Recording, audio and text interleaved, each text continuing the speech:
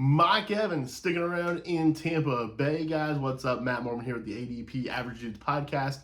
Real quick update that just came through here of Mike Evans re-signing with Tampa Bay.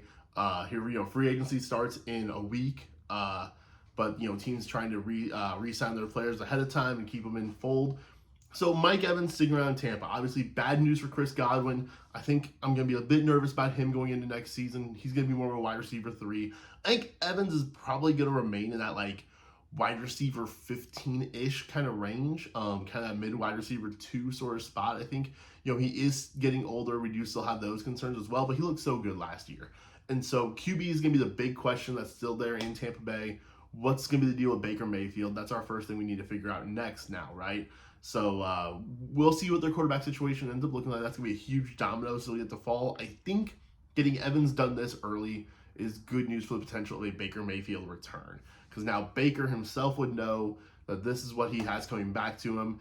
I would imagine Evans probably had some kind of assurances on what their quarterback looks like in order for him to make this deal happen and come back to Tampa. So that's going to be the big question. But just, hey, stock up or, stock staying the same, really, I think, for Evans. I think there would have been a few questions depending on where he would have landed as far as, would we have liked his quarterback situation? Would we have liked the offense he would go into? All that just stays the same now with him going back to Tampa Bay. Stock down a bit for Chris Godwin. Still going to be maybe a flex option, though, for you next season. And then, Trey Palmer, unfortunately, he maybe falls off the radar at the moment. Maybe that's a guy you can let go in your dynasty league, and when we get these rookie drafts, you're desperate for roster spots. Across the rest of the Buccaneers, I'm trying to think if there's anybody else that this really impacts. Not really, because it is kind of staying the same, right?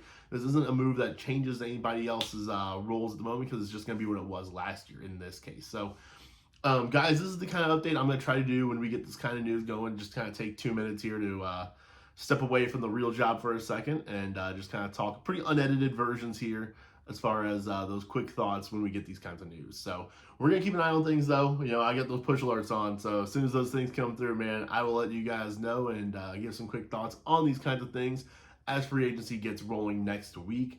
Hey, while you're here, though, be sure to go check out some of the other stuff we got going on. I just did a little bit of a Reddit Q&A, just kind of answering some dynasty questions I saw floating around on Reddit. That just got posted this morning.